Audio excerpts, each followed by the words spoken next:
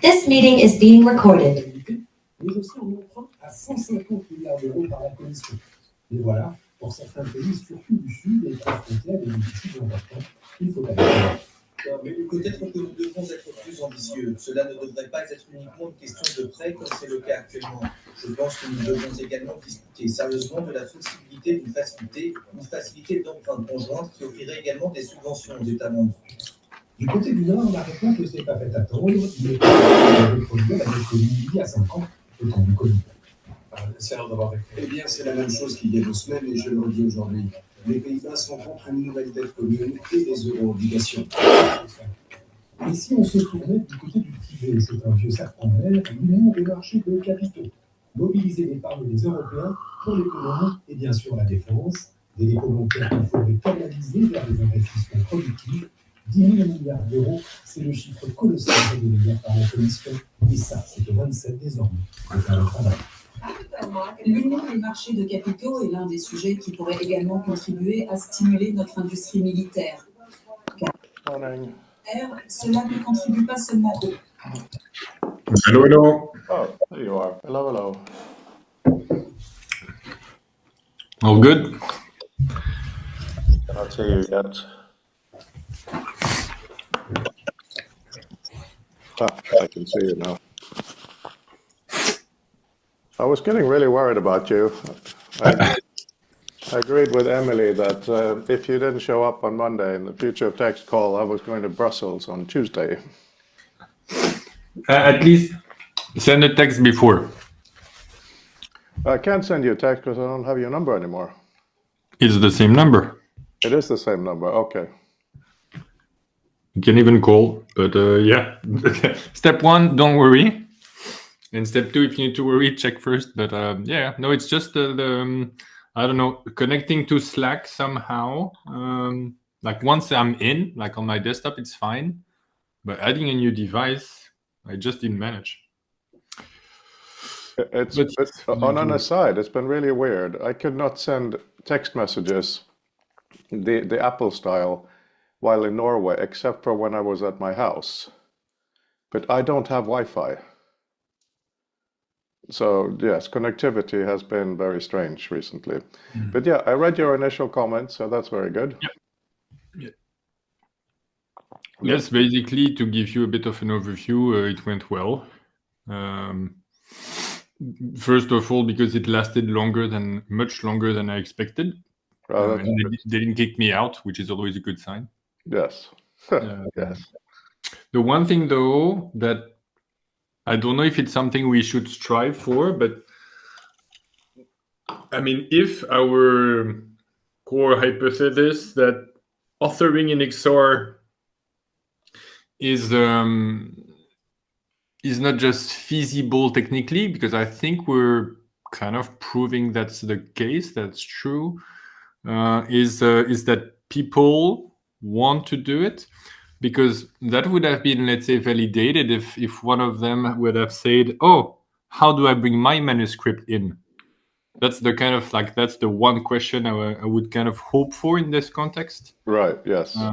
Because the kind words and the praise and whatnot is, again, it feels nice, but in terms of like a research question, is authoring in XOR not just feasible, but something to strive for, or I don't like the word productive, but meaningful or something people want, even though they still have to even make way in their head for this, that it's a possibility at all.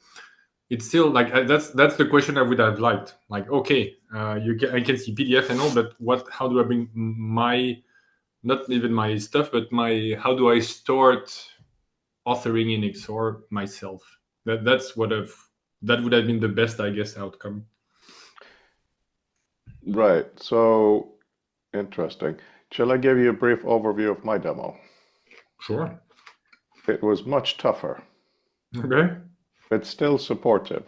The part of the problem is Tom Standage is quite a close friend, so he doesn't have much of a filter. Plus, he is definitely on the spectrum, so he's more, kind of telling this and this. So 2 aspects of it. When I first did the demo, it was his wife and our other friend was there, and for some reason they couldn't be quiet. Yeah. That was kind of cute, and I had to work not to be irritated. It was okay. He went through. The first little tiny detail is I didn't tell him you have to pinch on the left of the item. So you have to figure this out. And, he did. He is a ridiculously intelligent person, so he figures out things instantly when he can, right? Yeah. Just interrupt, yeah. It's actually, as you mentioned this, one quick trick we could use, and same, it can be gradual. It can be, for example, the very first step of the demo would be, if I take the book here, like the first letter, for example, would be a different outline, or it would be, no, different outline, I don't think I can do this, but it would be a different color. Let's say it would be green. Because if the very first letter is a different color, even if we don't say anything, they might even try. Or I guess what would be even better is if we do this. So it's like that, but if the hand is within like 50 centimeters radius or 20 centimeters radius, then the first letter becomes green as a kind of visual feedback. Yeah, let me write it down then. What do you also think about, first of all, when the hand pinches, make it more transparent, less lines. Can you do that? So when the say that again, when you pinch, yes, it now goes into wireframe. Yeah. Can it be more transparent, either less lines or less opaque lines? Less opaque lines, yes. Okay, that was appreciated. The fact that this is something we talked about later. He liked that a lot. He thought that was cute or cool. I think we should do what you said, but also in general, the learning rooms. Yeah, by the way, why do we have two sets of pages? There's kind of on my official page and there's your page. Yeah. I'm very happy to edit or completely remove my page and take your stuff across, but I think it's good to have it on the website in the same style and whatever. What do you prefer? Because okay, I'll give a demo, you'll see. No, but you can edit that page. You have admin privileges. Yes, and but it's more than this. It's actually an idea I had while talking to them. So it's brand new since an hour ago. That's just the title of the steps of the demo. Can you see my screen? I can. Yeah. And if I take, for example, the end, I can take it and put it in front. So I reorder the steps of the demo. And why I show you this? That's cool. Yes, because for example, we think about the point is it's a JSON that does this page and that does the other page, which I think is this one. So it's not like I edit the HTML and whatnot. It's that's also why it looked minimalist, but that's okay, fine. So what I'll do then, with your help, is delete most of the stuff on quote-unquote my page and have basically one, maybe two links to go straight into the demo. Actually, I don't need that. It'll link to that page. What I will write about is a bit of a glossary, like what is the cube, what is this, that kind of stuff. Yeah, fine. Okay, done. You can keep the page as it is if you used it like that during the demo you gave. And then we can make another page that say, hey, here is the live version of the steps and whatnot. Also, because maybe the way I'm doing the page right now will look totally different in a week, in a month. So I guess it's safe to have a static version with more text in it. So the other thing, a part of the demo is, he was medium impressed. He is the deputy editor of The Economist. He was in Norway to do a massive presentation for a huge audience. He was in half an hour interview on the main television channel in the morning. So he's just one of those people who just knows everything. And I have no idea how we managed to be good friends. Really, no fucking idea. And I so look forward to all of us hanging out and talking about these things. So part of the problem is he knows too much. Mm-hmm. So, for example, over lunch 2 days later, him and his wife were talking about VR. I was running a bit late, so I was very glad they started VR, not me. And by the way, XR, nobody uses XR, do they? But whatever. And he went straight into talking about neural interfaces. Yeah. And normally I would get really annoyed at that, but now I just got really annoyed at that. So Yeah. I did the thing of, just look at your hands. These are interfaces through literally millions of years are connected to the brain. If you have a neural interface, you're still going to have some sort of interaction with the knowledge. Mm-hmm. But it turned out what he meant was neural interfaces combined with others. So it could be, like if you imagine a frog and you do gestures, suddenly there's a frog like you imagined. Let me just lower the blinds behind, it's a bit strong. So that was an annoying hiccup in the whole discussion of what's the point of VR to begin with. Mm-hmm. Because I did make the point that it's not just the view, it's also the gestures and the interaction, which, he appreciated. And then another really important thing for the discussion was, because he's on the spectrum similar to Mark Anderson in the sense that he will really focus in on what he thinks is the salient point, which is good, but annoying, obviously. So he said he can't really see a mass market. And I said, and it was like, okay. Then he said, people just want answers. People don't want to interact with a spreadsheet. They want to find out what taxes they have to pay. And that was a bit of a breakthrough in our discussion because I said, yeah, absolutely. I have an Apple Watch, so I don't mind speaking to a device on my hand. This is not something for all the time. What we're working on is when the process is important. For instance, very often writing is a process, and the process is what's valuable, not necessarily the product. Yeah. And you say, oh yeah, okay, yeah, no, I get it. I mean, he's an author of many successful books. He gets it. Mm-hmm. So then he says he sees this more as a tool for architects, meaning not mass market, but very, very useful. So I said, Tom, absolutely not. This is a tool for academics and education. Every single student should, if we do our job right, use this because it will help them in the process of thinking and understanding and communicating. Mm-hmm. So he kind of got that. But because of that, I've written down a little user guide for the next step of what I think we should build. I'll send it to you after this call. And it's based on us having a more concrete discussion, and it does have illustrations. Mm-hmm. He did get excited when I said, in the room we're sitting now after the demo, imagine the picture over there as an LLM, that kind of talk that would light up if certain documents do this. So he's extremely knowledgeable of different aspects of AI. So that is part of his thing that he really liked. So obviously you and I will have an AI discussion at some point, but the feeling I got from the discussion then was if the room is, or rather the environment is more active, that's interesting. And of course that means many things. Yeah.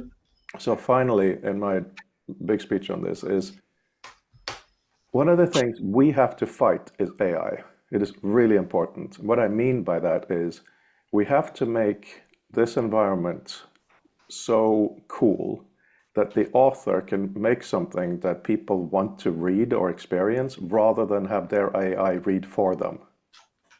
That's actually part of what we're doing, wouldn't you say? I'm a bit confused at why that AI transition happened there. But there's two separate AIs in this conversation. One was there should be some AI in the room helping you, which I know you agree with, but it's got to be very specific AI, out of our remit for the moment. Completely separately is, he said, normally people just want answers. And he's right. People don't want to work things through. And they don't have to, except if you are an inventor or an academic or, with a process of doing or building something helps your brain. Right? I think that's also why we have different audiences. He's thinking about somebody who's sitting down at a cafe reading his journal or his newspaper, rather, which is absolutely fine. But for at least for the Sloan project, we don't give a shit. Like that's somebody else. Oh yeah, 100%. And he accepts that. But when I said to him, this is to help someone do the process of thinking. You know, he completely agreed. You know, it took a while for him to come across, but it helps me understand our argument. But the point is, you and me and Dini have to be realistic and accept that a lot of reading of academic papers will no longer be done by people. It will be done by AI. People will get summaries, no matter what we in our community feel. That's the reality. That's just the way it is. Sure, but I'm not interested in that. So it's like... No, exactly. No. Yes, you are interested in that in the sense that that is our competition, right? Our competition, our competition as researchers is to provide an environment that produces a cube, volume, thing, whatever it is, that is compelling enough that a reader wants to see it rather than have their AI do it. That's why it's relevant to us. It's got to be compelling, right? I don't even know. I think if there is like a couple of authors, academic authors who are interested by this kind of tools, and the vast majority, let's say if 99% of academic authors don't care about XR, it doesn't mean the 1% who do are not interesting enough for us to work with or for. Like maybe a couple of them work at CERN, maybe some of them work on art, aesthetics, etc. If we can help them, to me, that's fine. Again, even though it might be that 99%, they might not even like typing. They might prefer writing on physical paper, and that's fine by me. So the competition aspect to me is not, I don't care for it. I think you do, with all loving respect. Let me try to elaborate. Yeah. First of all, I agree. If we help 2 people at CERN, we're done, we're good, we're happy, we've done a great job. I agree. I don't want everybody to use this. That's not the goal. But I think the notion of aspiration, as in wanting to go in a direction where, first of all, this environment is so compelling that these 2 people at CERN want to put on a headset and not use their expensive large flat screens, that it's actually interactive enough. That is obviously an aspiration for us. Yes. Furthermore, the 2 people sitting at SLAC, the Stanford's linear accelerator, that they would then actually want to put on the headset to view the CERN people's reports instead of having their AI just spit out, is this bullshit or not, is definitely something for us to aspire to, right? Sure. So that's all I mean. This is not a heavy new thing. This is just for me to say, as we have been doing, we need to make sure that the actual value of XR is realized in our work. Because otherwise, people aren't going to bother. They're just going to use flat screens and AI. They can just use flat screen. Yeah, that's also fine by me. Yeah, but AI is a reality in the world. And, yeah, but so is electricity. Like I don't care no, about... but Fabien, it is literally stealing. Okay, the people in my wider community, for instance, Björn, who I spent the weekend with, who used to work at early days at Google, lots of things. I mean, I really, really hope you get to meet him with serious knowledge. He's the kind of guy who, when he's doing a new thing, he's basically an inventor in a big company making lots of money and changing the world, doing extruded piping and all kinds of things. He loves 3D printing, by the way. You guys will absolutely have great discussions. He says that what he hears from friends is, so many academic papers now are AI written and they're shit. That's not news to us, right? That's what I mean by AI is a challenge for us, because it is out there, it is ruining things. So we just really have, by doing what we're already doing, it is so people don't have to go into that crap.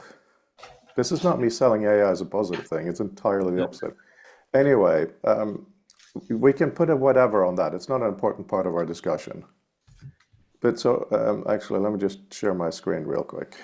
One discussion that could have also been interesting in the term of publishing as a newspaper. It's a bit too late now, but when I hear you talk, it's I guess they had explorative, what's the name, like interactive articles where, for example, people look at statistics. They know the author of of the newspaper knows that people on average don't understand statistics.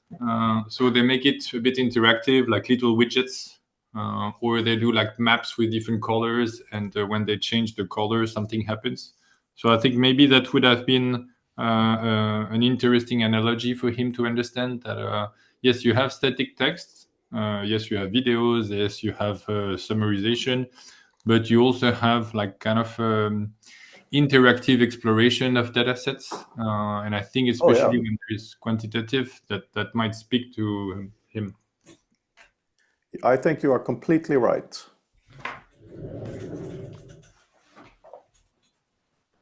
So I think he would be able to imagine bringing this to 3D, for example.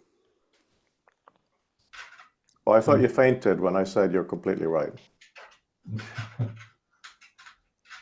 I'm still there. Yeah, I mean, and obviously one thing is telling people, the other thing is showing people, and that is what we've started doing in a really, really big way. Yeah. So I have a thing to show you when you have something to show as well. Yeah. Well, show me. Right. So obviously I don't expect you to read this now. This is just as a background. There's an image coming up. So I've written this little intro thing here about why we're doing this. It's got to be more interesting than AI. And then I do this. This is what annoys me about a lot of our community. Sorry, but just for the record, for the argument, it's like saying it has to be more exciting than porn. No, it does. No, Fabien, no, that is not the argument, because there are there are different reasons to use different environments. Sometimes you and me will also use AI for things. Where's the nearest coffee shop? We just ask and our map shows us, whether that is AI or not. It's an automatic system. Forget the word AI, right? We just want to know the answer. That's fine. If you want to know when Napoleon died, you can ask Siri or Google or whatever. That's fine. What we're talking about here is when it comes to understanding something, some people will have an AI discussion, right? Fine, we can't stop that. But what we want to do is make the environment so rich that people want to go in there and think with their hands and their bodies and their minds rather than just get answers, right? So it's a different use case. But all I'm saying is that people will probably be lazy, even the clever ones, if they don't have what we're building. Anyway, let's not get sidetracked on the advanced IT thing, right? So I'm not going to go through all the paragraphs, but here I'm saying it's easy to think about this in general terms. Like you can imagine sitting or standing in front of a myriad of knowledge objects and doing this, that, and the other, right? Mm-hmm. But then when you actually start implementing it, it becomes something else. How do they get there? How can they have this information available? How can you choose what to see and hide? What gestures don't do that? If so, if you hide something, how do you get it back? You're talking about following links and nesting, but how do you work? Does that work in practice? It's just a few questions to highlight to our own community. Yeah. That, we got to do the specifics. So the rest of it is written as a user guide. Well, just once again, for the following link part, I don't know if that was obvious or not, but the next demo is exactly that. It's following a link. Yeah, exactly. It is a kind of link. It's a URL perfectly normally formatted. It's what you copy paste in a browser. Yes, a kind of link. There are many kinds of links. Yeah. There's also there's also links that bring things to you. Right. What I mean, it's a boring link in the sense that that's the URL everybody knows about. There is no deeper magic or complexity behind this. Yeah, no, yes, absolutely. What I was questioning here, though, is, let's say you have a spatial hypertext, let's say, and then you click a link inside that. That may very well load further nodes, for instance. Mm-hmm. Right, and these are the interface interactions we have to work with. And then there's just a little sentence before the user guide saying, this is to write academic papers, so it's not for everything. So the reason I've written it as a user guide, without us having even agreed what should happen next, is mostly so that we have something to argue around. You know, some of this is obvious, some of it may be contentious, but what I would like us to do over time is, well, I like designing software. Wait. The page crashed. You were saying the reason I'm writing this as a user guide, and then I got disconnected. The reason I'm writing it as a user guide is I think that it's a good way to design software, because if you cannot make sense of it in a user guide, if it doesn't sound useful in a user guide, why do it? It's kind of a litmus test. So I just wanted to highlight first here that, because there's two sections, conceptually and practically, right? Conceptually, the cube, this is only about the cube. On authoring, it is your manuscript, blah, blah.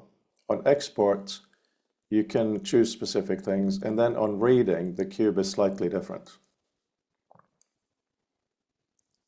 That's just, I want the user to know that the cube isn't just, you know, they should have a clue what it is.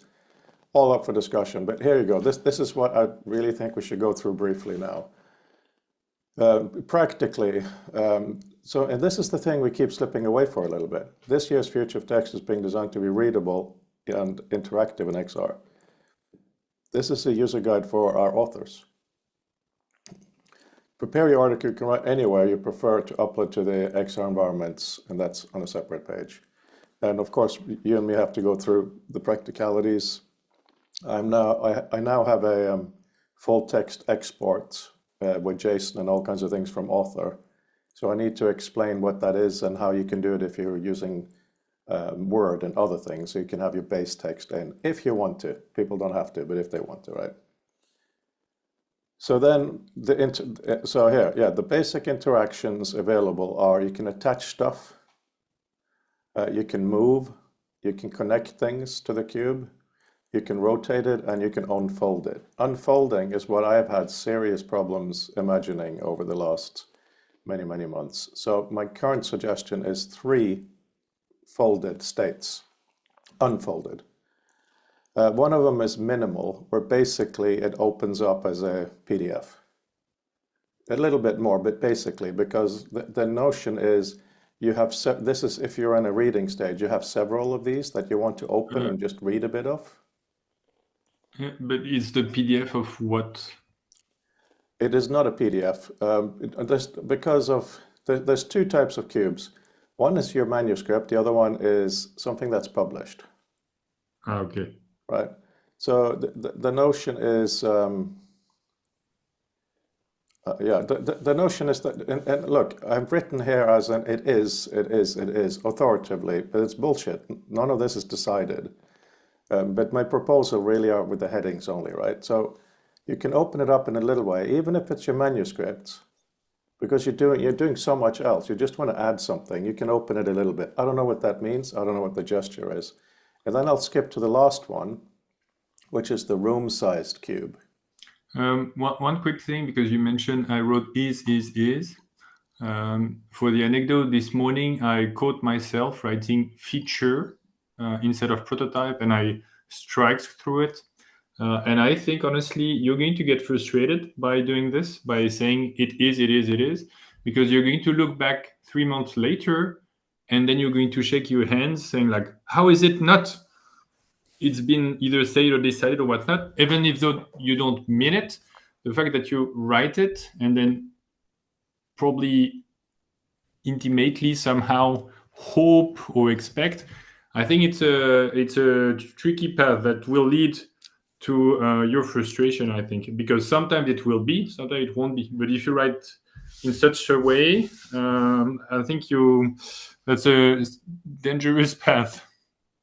Yeah, I have a different perspective on that, because even with my own commercially shipping software, I change my mind a lot. So what I'm trying to do here with us is to write a user guide. So it has to be authoritatively written for the user.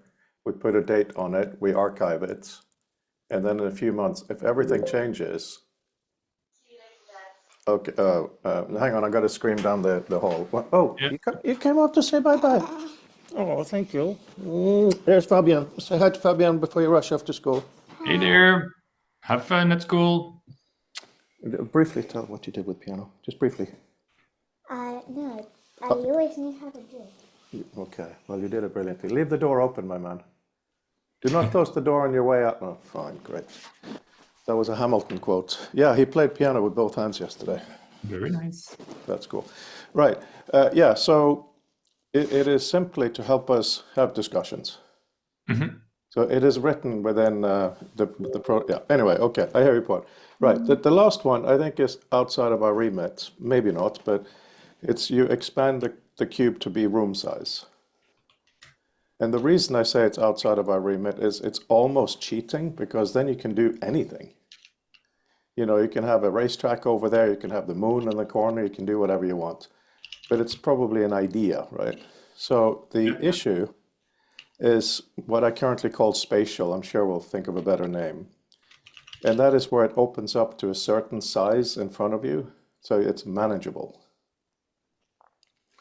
So then the final thing to show you before I start. Also, just because there are visuals, I was wondering if the way you've written the rest, it should be either intertwined with some of the sketch you've done before, or even with screenshot of where we are right now. Because when you talk about the cube, should people imagine something that we don't have, or regardless of how close or far we are, should we already link back to how what's the state of the demo like on that day?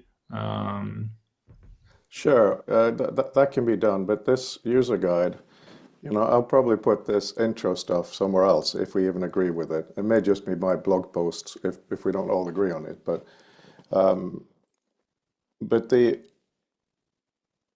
practically, I want to have a page on our website.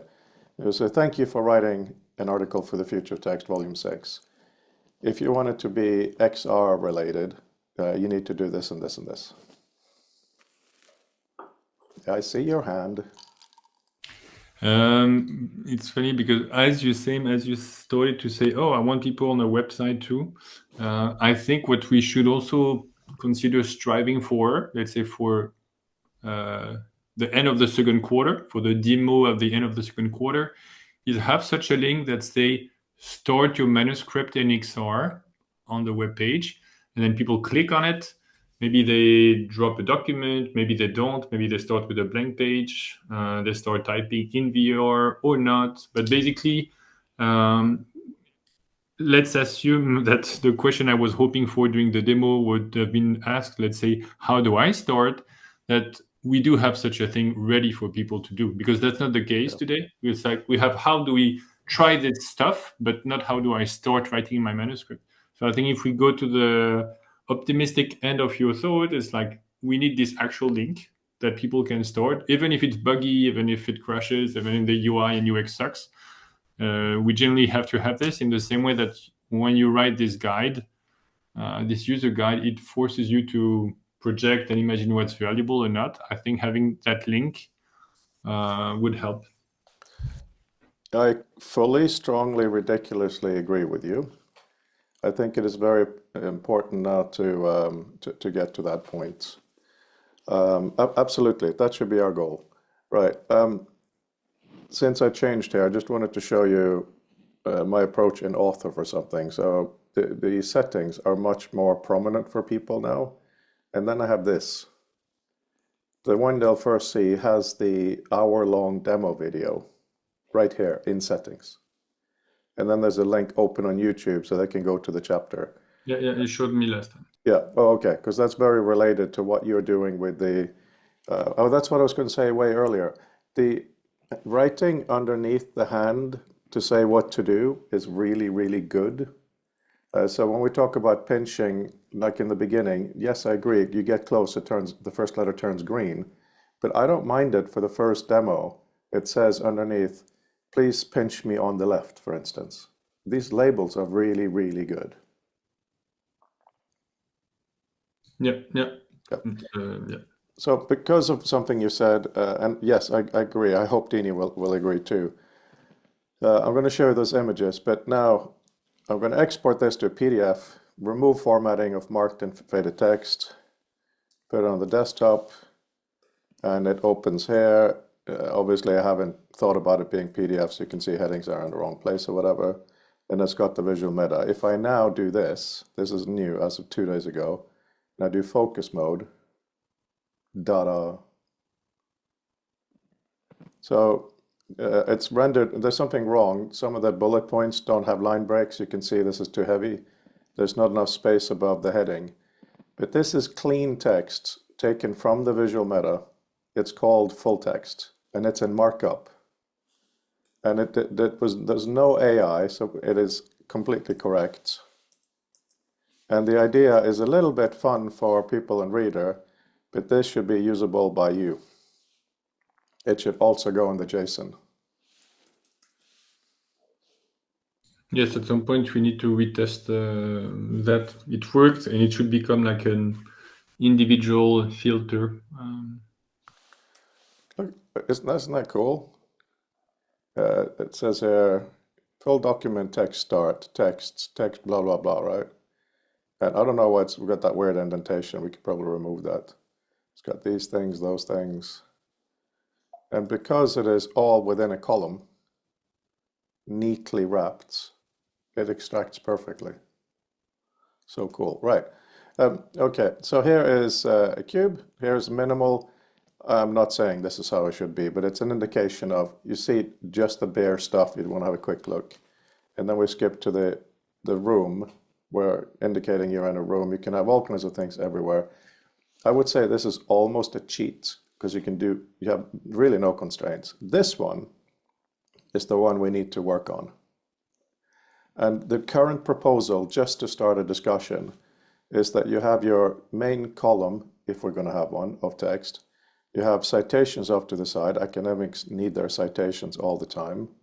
And any media, like pictures or whatever, can be anywhere the author wants it to be.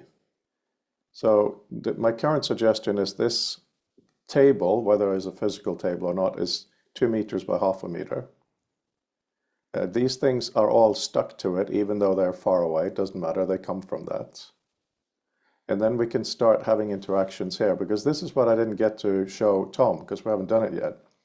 An unfolded cube workspace where you can reorder your references.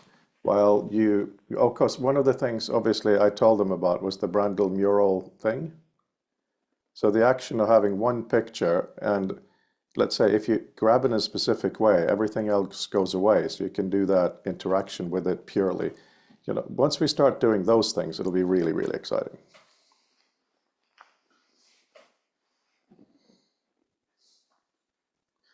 So even if you or Dini or both of you really dislike the idea of the kind of grounded table, I want it to be on a wall, I don't mind.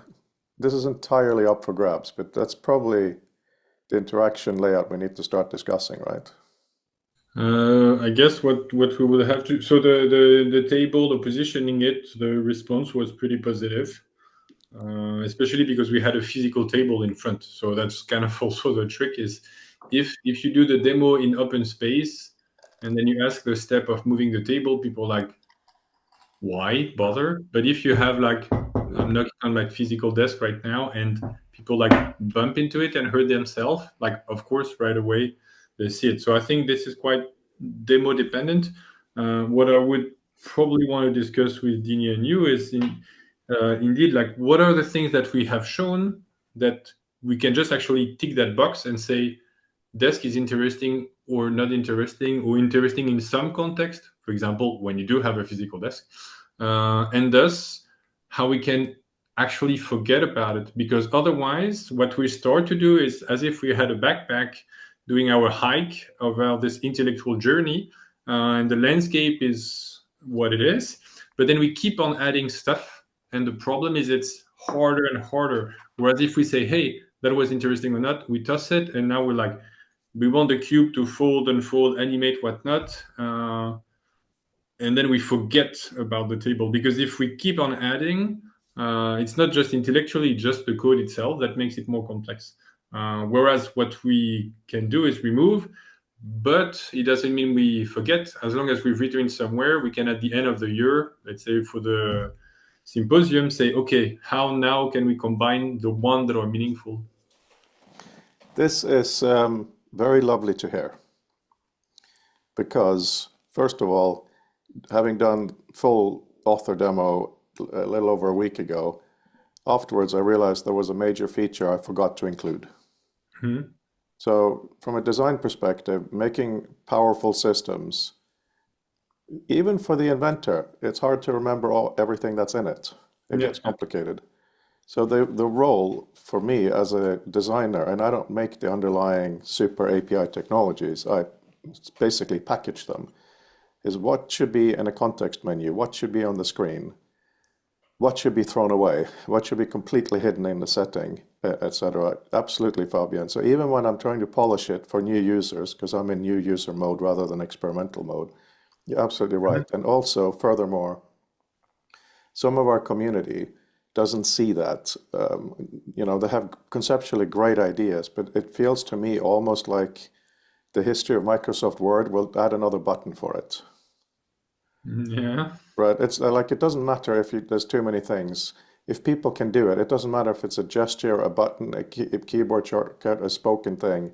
Yeah. To me, that is the absolute key.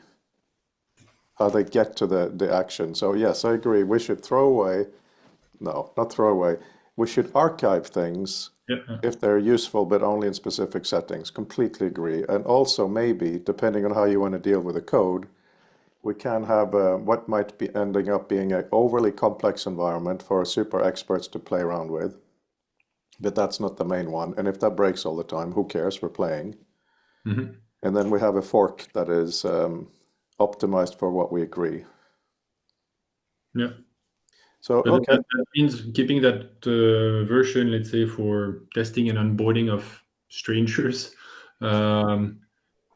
as minimalist as can be, because I think both pedagogically in terms of them testing it and showing it with a fresh mind, and how safe it is, I think it's better.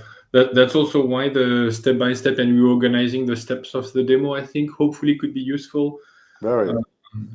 That really helped when I did it with Tom. He went through a few, but because he's really clever, it was a matter of, here's the page, you click on this thing, okay, whoosh, he's off, changing, going back in and out, all of that. So yeah, very useful. So for the unfolded, well, okay, hang on, let's step back. You said the desk. Are you planning to implement some sort of a hand menu? So what do you mean by a hand menu? What I mean is, ideally, I would like it to work on the finger touching, but I think you said some kind of work, some kind of don't. Because Well, one thing, you'll try it if you want. I will send you a link for testing the gestures, and then you will see. Okay, perfect. Because like the table, it ideally, I could imagine something like, we have the wrists, which are great, but you look at maybe your dominant hand, because you don't normally look inside that. And you have, option for environment. You tap, I have a desk, I don't have a desk, and then it shows the yellow bar or not. That kind of thing.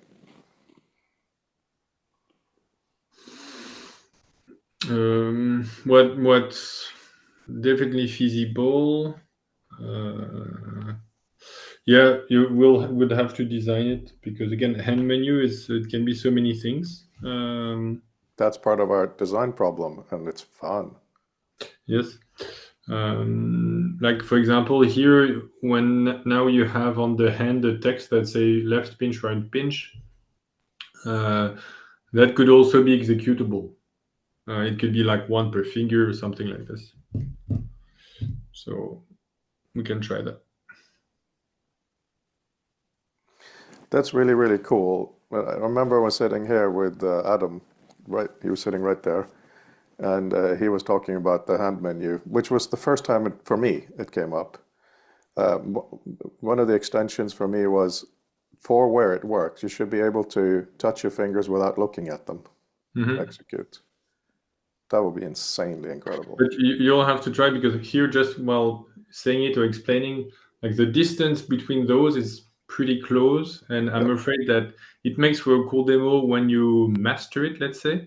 But I'm pretty sure there would be a lot of like false positive, where the person would pinch the wrong, or the command they don't want, basically. I'm not Oh, But to be tested. so that's one of the issues. Okay, because it could even be for many things that you only use your little finger and your thumb. Like let's say analogous to scrolling down and up. Hmm. It doesn't have to be necessarily at this point with technology, all of them. Absolutely fine. Yes, that's my bet that we would have to find some compromises like this. But as long as we do find one which is enough to make people not just conceptually understand it, but try it for real and say, yeah, it's okay. And then we can say, even though right now in early 2025, 5 fingers or same like touching reliably is not, we can safely assume, at least it would be my bet, that tracking in the next few years is going to keep on improving. So yeah. So for sure, just like remind me to give you, it's called gesture exploration, and there are quite a few things. They were quite bundled up together, so it's not great. But basically, that could be for the next few weeks. That the same way there is this series of Q1 step-by-step explorations, a demo rather. It could be the same for gestures now that we can do a set of demos just for gestures or related to gestures. But it's a bit of a mess. That being said, because doing demo for Q1 was about showing and hiding things sequentially, now that I've done it once, doing it again, but for gesture, hopefully, but I'm not sure, but it should be as easy. Yeah, that sounds perfect. And I think what we should do now is focus in two separate planes. One of them should be a demo that is just gestures, like I think you were thinking about just for us, but opening it up as well, so people can feel, they have nothing else to do. Let's say they have a sphere in front, and the gestures just change the color, something only that, right? It's so evocative of future possibilities. That would be really good. Separately, though, we mustn't forget that a chief function for academics is to deal with citations. So at some point, we need to polish more how we have 200 references in the space to see how they connect and stuff. Because if we can really do that, to visualize a huge amount of citations in a useful way, and Mark is, of course, a good break on that because he sees a lot of nonsense. But if even he is impressed, that's good. By the way, I sent a new JSON export from Reader onto Slack that he went through. My library in Reader, my personal library, is not very good, but Mark is now helping me at least make sure the format is what you expect. Mm-hmm. So that's a side thing.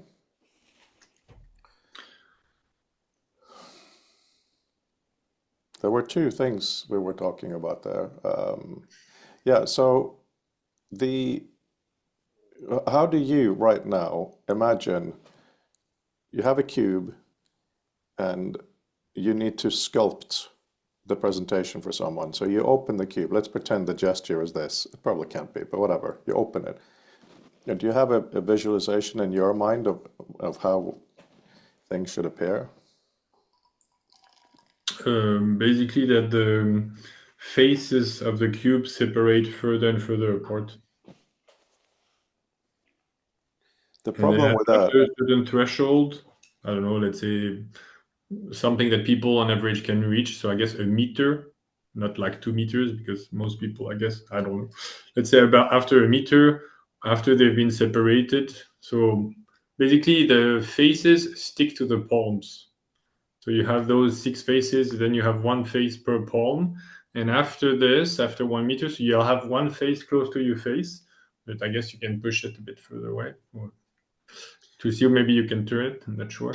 But yes, after this amount, they just basically open up as usually the picture of the die, or which is like 4 faces and then 1 on top and 1 at the bottom. That's what I imagine. For the unfolded cube, it opens up, splits basically faces, and then, yeah. Okay, that's different from what I imagined, and I like that a lot. If you open it up just like this on all sides, you get a plus, which is really annoying spatially because one of them goes into your belly if the other ones are going to be close. But what you're talking about is having a top and bottom separately. We can do some clever origami on the act of opening to make it almost any shape, right? But the top and the bottom you're talking about is interesting. To try. This also, we need to find a way where I don't have to program it and you can test it to see how it feels. Because otherwise, that's going to be a ton of work with something that's going to be like a 0.5 second for most people. So it might be a wow effect, but it's going to be mostly aesthetics rather than functionality. Before I forget again, if you don't mind, let's pause all of that and go over to something else, and that is normal authoring. If someone is writing a book, not a journal article, but a book, what I've seen is very often they have a spreadsheet. So they have each chapter has a cell, and then under that, if it's fiction, it might be atmosphere, main characters, that kind of stuff, right? So it becomes like a Kanban board or a Jira or whatever the heck it is. I think we should write something like that for XR. Because it shouldn't just be a flat board, but if we can make it visual, then it is no longer just an abstract knowledge map. And of course, we're not going to go away from spatial hypertext. That should be a view too. But if we imagine, because we are telling people that this is a place to think while you're authoring, that's one of the primary tasks. So if you can import or write your plain text, but if it imports and understands things like headings, so imagine you have a column of text here that's imported, and you have an action, a gesture as cool as something like this. You pull it out to the side. Then it pulls it into more of a card view. That's something that could probably be really helpful. I mean, J.K. Rowling, of whom I am not a fan, at least she's made public a lot of her process to structure her writing. A friend of mine, Sarah, who also teaches creative writing, she has her own specific way of doing this. It could be very powerful. What do you think? Yes, there is something. So just logistic, I'll have to go soon, a few minutes. There is, I forgot the name of it, but there is something called, it's not academic reading, it's not like mindful reading, but it's something where as you read or write, your process is explicited. And I studied that like, was it 20 years ago? So I remember where I studied it physically and how very interesting it was. Because it was to help a researcher, because I did this when I was a student. I did have my step-by-step, like in boxes, basically diagram style of how I read a paper. And apparently there are a lot of people, once they start to have tooling that do this, like they say, my first step is, I don't know, reading the title and then the headings, and then I go back to see what's the author and the date, and then blah, blah, blah. The point is, there is the field of study for this. And if we can rely on this, including like state of the art at the moment, we don't have to use J.K. Rowling as an example. And also because she might be famous, but she might also be totally outside of the norm.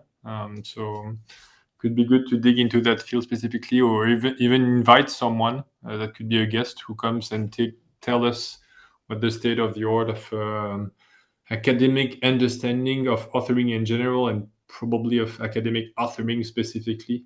Because if that's been studied 20 years ago, for sure it has evolved since. I'm going to do some research on that. I just wanted to briefly show you, obviously if you fold a document in Author, you get this outline. And here I can turn on and off the extra things that you see. Yeah. So that is including things like names, but there aren't any names in here. That is, of course, akin to what we're talking about. But if we can really spread that out, I mean, imagine when you do this act of opening it up, one of the columns becomes all the citations for that section, right? That becomes academically interesting. And if you do that in a clear way with Dini's great involvement, love, and attention, it could even have pictures in one of the columns. Yes, go on. So I was in Paris yesterday. I spent a ton of money on books, which I will show off after. But the point is, when you show the outline what we can imagine is like here, that's the main section, and those are the items. Can't see. It's out of camera. Okay. So that's the main section, and that's the items. And the way it folds, if I fold it, it means the longer the folded section, the longer the fold at the back. And it's something we can do in XR, which makes no sense in 2D, but in 3D, you see like, oh, I didn't fold it one line, I folded like 5 pages because it's very long, or I folded half a page, and that's what might be meaningful, and we want them to open it up. So basically, if we imagine like a scroll in terms of a paper, like all the pages, and the way we fold the outline is visually discoverable and meaningful, that might be something quite interesting, useful, and novel, because I don't remember seeing this elsewhere. Okay, my finger up in the air. This is really exciting because I think what we've invented or whatever is following that logic of that kind of authoring process and doing the folding up and down, but also folding it horizontally. Right? So because what I'm taking from the outline view in author is that there are some things when you fold it into more of a spreadsheet may not be at all intended to go to the final product. Right? So when you open it, one of the columns that might then appear is, what am I really trying to say here? Or where is this set? Is this in Europe and Asia? Because I'm doing a book, different things. But when you fold it back and when then you choose to export, you may choose to leave all of those available visual meta style, not literally, but meaning it's hidden from the main view. But if the reader wants to, they can see the secret structure behind it. So we spent an hour and a half and we got fold in 2 dimensions. Aren't we geniuses? Just an hour. Oh yeah, just an hour. Sorry, I'm not even awake. Just, okay. It felt like an hour and a half in terms of productivity, not in boredom. It felt like 10 minutes in boredom. All right, final before you go. Monday, Ismail will be joining. We will be at the Groucho Club because we're having dinner. So I'm not sure if we get a private room or not, so he may not be audible, but please be aware that he is there. And remember, he's the one who gave us loan. So Monday has to be a different kind of meeting in terms of just happiness. We don't need a pre-meet then. We will meet at the normal time. Dini's not here, but you and I don't need the extra time because then I'd have to leave him. So cool?